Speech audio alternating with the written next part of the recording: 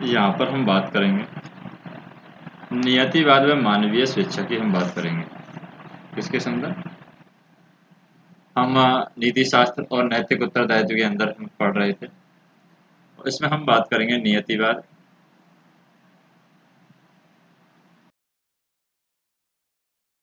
नियतिवाद, मानवीय स्वेच्छा। क्या होती है नियतिवाद व मानवीय स्वेच्छा? तो नियतिवाद व मानवीय स्वेच्छा में हम देखें कि अगली जिस चुनौती पर हम विचार कर रहे हैं वह नियतिवाद की उत्पत्ति, यानी संक्षेप में हम कह सकते हैं नियतिवाद का मानना है कि मानव के निर्णय व कार्य मोटे तौर पर बाहरी शक्तियों के द्वारा तय किए जाते हैं।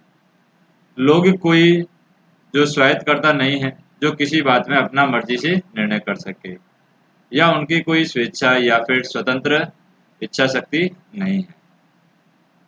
क्योंकि मानव मुक्तकर्ता नहीं है, वे कोई संचेतन या इच्छा अनुसार नैतिक चयन नहीं कर सकते। लोग अच्छे और बुरे कार्यों के बीच चुनाव नहीं कर सकते हैं। वे वास्तव में अपने कार्यों के लिए उत्तरदायी नहीं हैं। परिणाम स्वरूप मानव नैतिकता अपना अर्थ ही खो देती है। मानव अपने कार्यों के लिए नैतिक दृष्टि से उत्तरदायी नहीं ठहराए जा सकते। यह प्रश्न है कि क्या मनुष्य की स्वेच्छा प्राप्त है?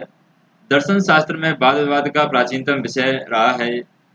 इस मुद्दे पर कुछ स्पष्टीकरण देना जरूरी है। अनेक मानवीय गतिविधियों में हम मान लेते हैं कि लोग आज़ादी से कार्य करते हैं और अपनी इच्छा अनुसार क्रिया करते हैं। और इस प्रकार जब एक ग्राहक रेस्टोरेंट के पाव भाजी का ऑर्डर देता है तो आज़ादी से क्रिया कर रहा है। और इस प्रकार के कार्य की तुलना में प्रकृति में अनेक घटनाएं स्वेच्छा के कार्य नहीं है। क्योंकि उदाहरण के लिए हम देखें, अगला जो चंद्र ग्रहण है किसी की इच्छा अनुसार नहीं हो सकता। यह आकाशीय पिंडों के चलन के मार्ग पर निर्भर करता है। आकाशीय पिंडों के मार्ग हैं वो पूर्णतः संयोगवश ही तय होते हैं। यदि मानव की क्रियाएं सूर्य ग्रहण जैसी पूर्णतः भविष्य कथनीय होती हैं तो हम कह सकते हैं कि मानव की क्रियाएं पूर्णतः संयोगवश निश्चित होती हैं। मानव को कोई स्वेच्छा नहीं है, लेकिन चूंकि मानव की क्रियाएं हैं भविष्य कथनीय नहीं है, हम कहते हैं कि मानव स्वतंत्र रूप से क्रिया करने में सक्षम है। इस विचार को असंगतिवाद कहते हैं। इसके अनुसार मानवीय स्वेच्छा संयोगवश यहाँ पर निश्चयन असंगत है। नियतिवाद का कथन है कि किसी भी समय किसी क्रिया या घटना के लिए कारण होते हैं जो यह सुनिश्चित करता है कि केवल वही क्रिया या घटना को अन्य कोई न कोई कार्य पूर्णतः संयोगवश निश्चित किया गया है। वह स्वेच्छा से कार्य नहीं हो सकता है। यदि वह स्वेच्छा का कार्य है तो पूर्णतः संयोगवश निश्चित हुआ है। यह पूर्णतः संयोगवश निश्चित किया हुआ नहीं हो सकता। अनेक दार्शनिक है नियतिवाद का समर्थन करते हैं। नियतिवाद से समस्या पैदा होती है क्योंकि यदि मानव को स्वेच्छा का अधिकार नहीं होगा तो उसके सभी कार्य संयोगवश तय किए जाएंगे और वे अपने कार्यों के लिए उत्तरदायी नहीं होंगे। और यदि कोई कार्य किसी व्यक्ति के डीएनए, दिमाग की वर्तमान हालत और पर्यावरणीय कारकों का परिणाम है तो उस पर व्यक्ति का कोई नियंत्रण नहीं है। उसके कार्य विभिन्न बाहरी और आंतरिक कारणों के परिणाम स्वरूप होते हैं। उसे अनेक विकल्पों में से चुनने की स्वेच्छा नहीं होती है। ऐसी स्थिति में नैतिककर्ता का स्वतंत्रता से काम करने और अपने कार्य के लिए उत्तरदायी होने का कोई अर्थ नहीं रह जाता है। हम कह सकते हैं कि व्यक्ति को तभी कुछ करना चाहिए यदि ऐसा करना उसके बस में हो। स्थिति को देखने का दूसरा नजरिया भी है और यह नजरिया है संदिग्ध माना जा सकता है। हम पहले भी कह चुके हैं कि प्राकृतिक घटनाएं नियत यानी नियति के गत होती हैं, नियति के अनुसार होती हैं, क्योंकि उनके कारण प्राकृतिक होते हैं। लेकिन जब मानव क्रियाकलाप यूं ही नहीं होते हैं अपितु अक्सर और आधारभूत कारण होते हैं। क्या ऐसे कारण मानव कार्यों की नियति यानी नियतिगत नहीं बनाते, जिन्हें उनके होने से जोड़ा जा सकता है? जैसे इच्छा स्वतंत्रवाद, इसके दार्शनिक अर्थों में या फिर राजनीतिक अर्थों में नहीं। मानव कार्यों के लिए यह नियतिवाद कोई मूल्य नहीं रखता है। इच्छा स्वतंत्रतावाद यह जो इच्छा स्वतंत्रतावाद है यह तो मानता है कि मानव के कार्यों के आधार में अक्सर कारण होते हैं। मानव तर्क, मानव मस्तिष्क, मानव विचार मानव की इच्छाएं और आकांक्षाओं के संचालन से उत्पन्न होते हैं। मानव का इनके ऊपर कोई नियंत्रण नहीं होता है।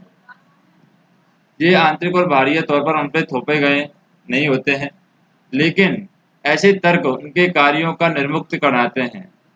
इसका अर्थ यह नहीं लगाया जा सकता कि मानव कार्य उस समय मुक्त है जब उसके पास कोई कारण न हो। इस दशा में स्वेच्छा और प्रयोजनहीन व्यवहार अधिकतम मुक्त रहेगा। इसके कार्यों में मानव कारणों द्वारा विचलित हो सकते हैं, लेकिन वे अपनी मर्जी भी यहाँ पर चलाते हैं। मुक्त कार्य के बारे में बात करें कि मुक्त कार्य क्या होता है। जैसे कोई मुक्त कार्य की बात करें हम, मुक्त कार्य,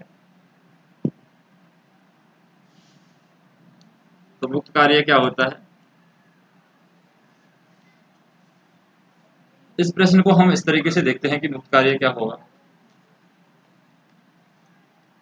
जब मनुष्य को मुक्त रूप से व्यवहार करने वाला कहा जाता है, तो मुक्त कार्य तो उन स्थितियों में होते हैं जिनमें दो कारकों दबाव या आंतरिक दबाव नहीं होते हैं, यानी बाहरी दबाव भी ना हो और आंतरिक दबाव भी ना हो, वहां पर हम मुक्त कार्य कर सकते हैं। तो मुक्त कार्य उसी स्थिति के अंदर माना जाएगा। इसमें दो कारक व दबाव यानी आंतरिक दबाव हो सकता है, बाहरी दबाव हो सकता है। और बाहरी दबाव वाले और बाहरी दबाव रहित परिस्थिति के उदाहरण देना सरल है। यदि एक्स वाई से 500 रुपये का ऋण मांगता है, तो वाई पैसे निकाल करके एक्स को देता है। यह मुक्त रूप से व्यवहार कर रहा है। अगर वाई है वो पैसे निकाल करके देता है, तो इसका मतलब वो मुक्त रूप से व्यवहार कर रहा है। और जब मान लीजिए कि एक्स एक अंधेरे रास्ते से गुजर रहा है और उसके पास एक लुटेरा आता है और एक्स के सिर पर पिस्तौल तान कर उससे पर्स मांगता है। एक्स उसे अपना पर्स दे देता है। स्पष्ट है कि एक्स ने बाहरी दबाव में काम किया है। तो आंतरिक दबाव कैसे होता है? यह मानसिक दशाओं से उत्पन्न होते हैं जो माध्यम या फिर गंभीर भी हो सकते हैं।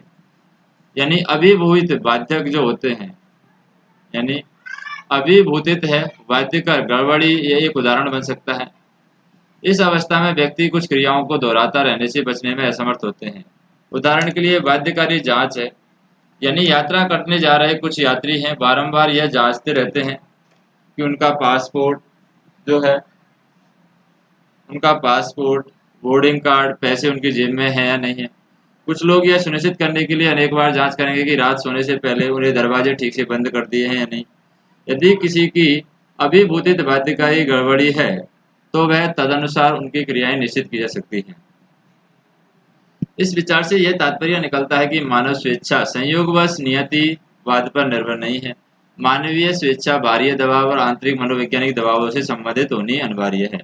लोग मुक्त रूप से व्यवहार उस समय करते हैं जब उन पर कोई बाहरी या आंतरिक दबाव नहीं होता है। ऐसी दशाओं में मानव मुक्त नैतिक करता है और उसके कार्यों के लिए उत्तरदायी है। अब तक हमने प्रमुख मतों पर विचार किया है, नीति शास्त्र के मूल्य और वैधता पर प्रश्न उठाते हैं। उनकी निकट परीक्षा करने पर पता चलता है कि ये नैतिक सिद्धांत और अभ्यास की कोई हानि नहीं कर पाते हैं। अब हम महत्वपूर्ण नैतिक प्रणालियों की जांच शुरू कर सकते हैं, किंतु ऐसा करने से पहले हमें मानवीय नैतिक उत्तरदायित्व के प्रश्न और उनके अधिक विस्तार से चर्चा कर सकते हैं। यानी नैतिकता के निर्धारक क्या क्या हो सकते हैं, उनके बारे में हम बात कर सकते हैं। जैसे नैतिकता के निर्धारक, नैतिकता के निर्धारक क्या हैं? तो नैतिकता के निर्धारकों की बात करें, नैतिकता के निर्धारक शब्द है सामान्यतः नैतिकता के प्राचीन विवरणों में आते हैं। इसमें नैतिकता कर्ता के गलत कार्यों हेतु उसके उत्तरदायित्व और दोष की सीमा पर चर्चा होती है। अनेक परिस्थिति में अपराध करने वाला व्यक्ति स्पष्टतः दोषी होता है, लेकिन अनेक वैध कारण हो सकते हैं जिनसे गलत काम करने वाला व्यक्ति गलती के लिए अपने उत्तरदायित्व से पूर्णतः या अंशतः मुक्त हो सकता है। नैतिकता के निर्धारकों पर चर्चा करने से पहले हमें उन पहलुओं पर संक्षेप में यहाँ पर चर्चा करनी चाहिए। जैसे सहीपन या गलत होने का निर्णय केवल उन्हीं कार्यों के लिए किया जा सकता है जो स्वैच्छिक होते हैं।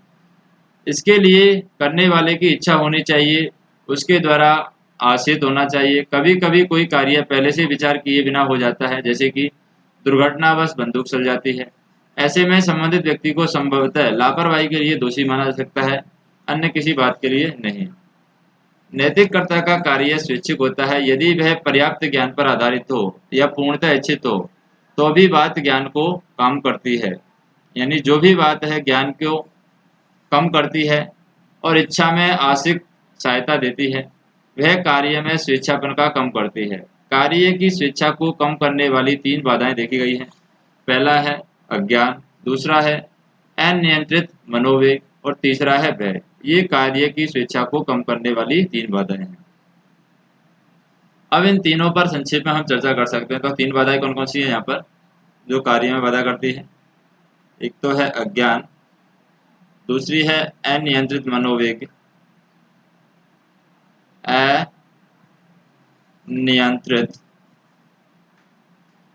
मनोवेग, और तीसरी है यहाँ पर, तीसरी हम कह सकते हैं कि भय है। यदि कोई कार्य अज्ञातवश किया जाता है तो यह इच्छा शक्ति के क्षेत्र से बाहर चला जाता है। कुछ भी अज्ञात स्वेच्छा नहीं हो सकता। हाँ, प्रभावित बनावटी अज्ञानता कोई बनावट नहीं हो सकती। जब कोई व्यक्ति जानता है या उसे जानना चाहिए कि भूखे रहने वाले लोगों को तकलीफ हो रही है, तो वह अज्ञानता का दावा नहीं कर सकता। यह बुद्धूपना भी होता है कि जब कोई व्यक्ति ऐसे मामले की जानकारी लेने का प्रयास नहीं करता है जो उसके लिए महत्वपूर्ण है। इस प्रकार यदि प्रशासक लोग अपने काम के महत्वपूर्ण क्षेत्रों के बारे में जानने की कोशिश नहीं करते हैं तो वे बुद्धूपन वाले अज्ञान के दोषी हैं। और दूसरी ओर जैसे हम अशिक्षित ग्रामीण महिलाएं जिन्हें बहुत ही कम जानकारी हो पाती है, असली तौर पर अज्ञानी मानी जाती हैं। और व्यक्ति को याद रखना चाहिए कि अज्ञान कभी भी कानून के उल्लंघन का बहाना नहीं हो सकता। यदि कोई नैतिक कर्ता भावुक हो जाता है और अपनी इच्छा पर से अपना नियंत्रण खो देता है तो उसका कार्य है अनैच्छिक हो जाता है। और यह बात उस समय विचार में ली जाती है जब अचानक या गंभीर उत्तेजना में अपराध करने पर किसी अपराधी को हल्का दंड दिया जाता है। नैतिक विचारक का कहना है यहाँ पर कि तीव्र मनोवेग किसी व्यक्ति की इच्छा और तर्क शक्ति से नियंत्रित किए जाते हैं। जब तीव्र मनोवेग इच्छा पर नियंत्रण कर लेते हैं तो कार्य अनैच्छिक हो जाता है। तथापि यहाँ पर हम कह सकते हैं कि व्यक्ति को अपने तीव्र मनोवेग को नियंत्रित करना चाहिए, उन्हें खुला नहीं छोड़ना चाहिए। यह विरल मामलों को छोड़ कभी भी बहाना नहीं बन सकेगा यहाँ पर। और अंत में लोग अनैच्छिक कार्यों को करने के लिए दबाव और हिंसा की धमकियों के कारण मजबूर हो जाते हैं। यदि कोई व्यक्ति रोकड़िए के सिर पर पिस्तौल तान दे और रोकड़िए सारा धन उसे सौंप देता है तो रोकड़िए का यह कार्य स्पष्टतः अनैच्छिक है। ऐसे काम के लिए उसने कोई अपराध नहीं किया है, यद्यपि शारीरिक तौर पर उसने लुटेरे व्यक्ति को धन सौंपा था।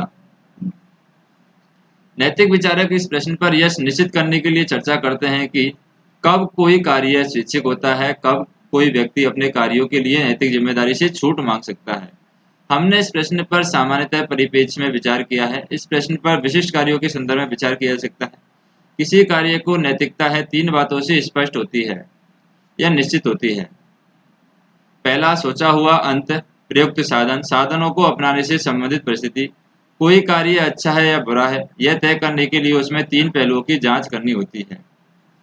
यह एक सामान्य सोच है कि किसी मामले में हम देखें, हल्का विस्तार से विश्लेषण करना जरूरी होगा।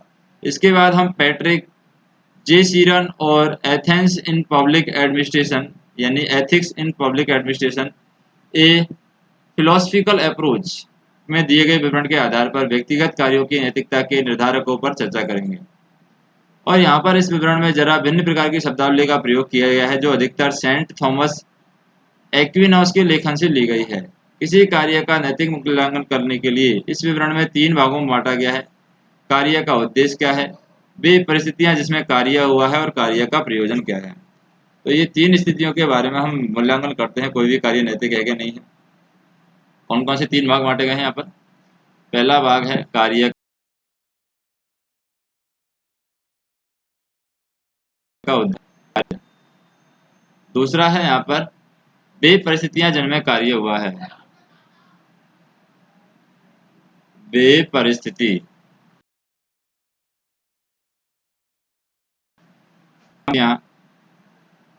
जिनमें कार्य हुआ है। और तीसरा है यहाँ पर वो है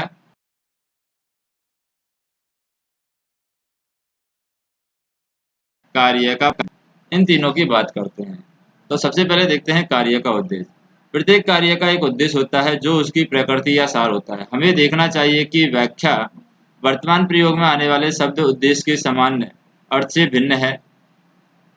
उद्देश्य का एक अर्थ लक्ष्य या शिकार या प्राप्त करता है, जैसा कि टारगेट ऑफ अनफेयर प्रैक्टिसेस में से किया जाता है। उद्देश्य का दूसरा अर्थ होता है प्रयोजन, मंशा या लक्ष्य। लेकिन कार्य में 3 भागों के चीरन की सूची में उनके प्रयोजन को तीसरे भाग के रूप में अलग से बताया गया है। उद्देश्य को परिभाषित करने में यहाँ पर सीरन की सोच शास्त्रीय पंडिताऊपन की है, जो अरस्तु के द्वारा दी गई वस्तुएं, प्राणियों और विषयों के सार की परिभाषा का अनुसरण करती है। पाठक इस शब्दावली से अपरिचित हो सकते हैं, लेकिन जो बातें इससे ध्वनित होती हैं, बताई गई हैं, वे पर्याप्त रूप से सरल हैं। जैसे कि हर कार्य का एक उद्देश्य होता है जो इसे परिभाषित करता है, इसे अन्य कार्यों की ओर बढ़ाता है।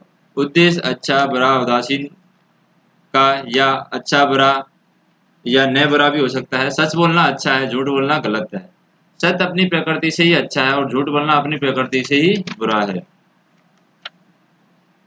नेक्स्ट हम बात करें कि किसी भी कार्य पर लागू होने वाले 3 सिद्धांत यहाँ पर दिए गए हैं। किसी भी कार्य जिसका उद्देश्य प्रकृति से भी बुरा है, हमेशा वैसा ही रहेगा।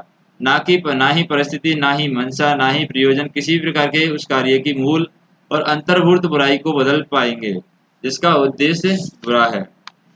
चूंकि यहाँ उद्देश्य का अर्थ है सार, और यदि किसी कार्य का सार प्रकृति बुरी है तो वह बुरे गुणों को अपनाए रखेगा, और इस दृष्टिकोण में कोई परिस्थिति या प्रयोजन झूठ की प्रकृति को नहीं बदल सकते हैं। दूसरा होता है एक कार्य जो अच्छा है परिस्थिति या मंशा के कारण बुरा हो सकता है। जैसे संतान उत्पत्ति के लिए विवाह में काम क्रिया ठीक है, किंतु अवैध संबंध स्थापित करना या रंगरैली करना और चक्कर चलाना बुरा है। दूसरी स्थिति में परिस्थितियां बदल जाती हैं और एक अच्छी बात को बुरा बना देती हैं। तीसरा होता है ऐसा कार्य जो उदासीनता वाला हो, ना अच्छा हो ना बुरा हो, वह भी परिस्थिति और प्रयोजन के कारण अच्छा या बुरा हो सकता है। जैसे दौड़ लगाना अपने आप में न तो अच्छा है ना बुरा है, किंतु किसी एटीएम को लूटने के लिए दौड़ना बुरा है, और यदि दौड़ना किसी जलते हुए घर में फंसे हुए बच्चियों को या बच्चों को निकालने के लिए है तो अच्छा है। अब हम देखते हैं कार्य की परिस्थिति, यानी कार्य की परिस्थिति क्या बताती है। परिस्थिति जिसमें कार्य हुआ है, यानी कार्य की परिस्थिति। तो परिस्थिति में हमारा तात्पर्य उन विशेषताओं से है जो अमूर्त कार्य को अपनी ठोस और अंतर वस्तु दे सकती हैं। जैसे कार्य का सही होना या गलत होना कोई भौतिक नहीं अपितु नैतिक परिस्थिति पर निर्भर करता है। सामान्य लेन देन के लिए बैंक की तिजोरी को पैसा निकालने हेतु खोलना एक सामान्य कार्य है, लेकिन चोरी के लिए बैंक की तिजोरी खोलना एक अनैतिक कार्य है। कुछ परिस्थितियां कार्य की बुराई का बड़ा कर देती हैं और बढ़ा देती हैं। जैसे किसी विधवा के खाते में 20,000 रुपये की हेराफेरी करना किसी अमीर स्टॉक ब्रोकर के खाते में हेराफेरी करने से बहुत अधिक बुरा है। पहले मामले में कार्य का बुरापन अधिक हो गया है। ऐसी हल्का कर देने वाली परिस्थिति भी हो सकती है जो कार्य की बुराई प्रकृति को कम कर दे। यदि कोई लुटेरा रॉबिन हुड की तरह अमीरों से लूट कर गरीबों को देता है तो उसकी लूट कम अनैतिक होगी, किंतु दोनों ही उदाहरणों में कार्यों को अपनी अनैतिक प्रकृति बनी रहती है। परिस्थितियां उस समय विशिष्ट होती हैं जब वे उदासीन कार्यों को अच्छा या बुरा बना देती हैं, जब वे किसी कार्य में नए प्रकार की अच्छाई और बुराई जोड़ देती हैं। इस प्रकार जब कोई व्यक्ति बिना किसी लक्ष्य के किए यूं ही पत्थर फेंक देता है तो उसका कार्य उदासीनता वाला है। फिर यदि वह किसी कुत्ते या बिल्ली को मारने के लिए पत्थर फेंकता है तो उसका कार्य अनैतिक है। कार्य के प्रयोजन की बात करें, कार्य का प्रयोजन क्या कहता है। कार्य का फल ही वह प्रयोजन है जो नैतिक कार्य के दिमाग में कार्य को करते समय या उस समय होता है जब उसकी ऐसा करने की मंशा होती है। एक कार्य के एकल और अनेक फल हो सकते हैं। प्रयोजन जिस प्रकार से कार्य की नैतिकता को प्रभावित करता है उसे यहाँ पर हम देख सकते हैं कि एक उदासीन क्रिया इसके प्रयोजन के आधार पर अच्छा या बुरा हो सकता है। व्यक्ति गेम खेलने और समय बिताने के लिए कंप्यूटर चलाना सीख सकता है, यह कार्य सामान्य तौर पर उदासीनता वाला है। वृद्धाश्रम के कामकाज में मदद के लिए व्यक्ति कंप्यूटर सीख सकता है, ऐसा करना अच्छी बात है। और दूसरी ओर बैंक खाता हैकिंग करने के लिए कंप्यूटर सीखा जा सकता है, जो कि एक अनैतिक कार्य है। नेक्स्ट हम देखें कि कोई कार्य जिनका उद्देश्य अच्छा हो अपने प्रयोजन के कारण कमोवेश अच्छा हो जाता है, और यदि कोई उचित कारण हेतु चंदा देता है तो अच्छा कार्य है। लेकिन यदि कोई व्यक्ति चंदा मांगने वाले से पीड़ा छुड़ाने के लिए तो यह कार्य पहले जितना अच्छा नहीं है। यदि कोई व्यक्ति चंदा मांगने वाले को उकसाकर कोई अवांछनीय कार्य करवाने के विचार से चंदा देता है तो यह कार्य अनैतिक है। कोई कार्य जो मूलतः बुरा है नैतिक कार्य यानी नैतिकता के प्रयोजन के आधार पर और अधिक और कम गलत हो सकता है। झूठ बोलना गलत है, लेकिन किसी भी को अपराध में फंसाने के लिए झूठ बोलना जुर्म है। बहुत अधिक गलत है, लेकिन किंतु यदि कोई व्यक्ति किसी निर्दोष व्यक्ति की सहायता करने के लिए झूठ बोलता है तो यह कार्य तब भी गलत होगा, किंतु उसकी गंभीरता कम हो जाएगी। जैसा कि पहले ही बताया गया कि एक मूलतः गलत कार्य कभी भी अच्छा नहीं हो सकता। उसके अतिरिक्त अच्छा फल पाने के लिए बुरे साधनों का प्रयोग नहीं किया जा सकता। लक्ष्य और साधन दोनों ही अच्छे होने चाहिए। घरेलू भाषा में कहें तो एक सड़ा हुआ सेब कमोबेश सड़ा ही रहता है। एक अच्छा सेब सड़ सकता है, एक साधारण सेब अच्छा भी हो सकता है और बुरा भी। नेक्स्ट ऑडियो लेक्चर के अंदर हम देखेंगे नैतिक कर्ताओं का उत्तरदायित्व क्या है।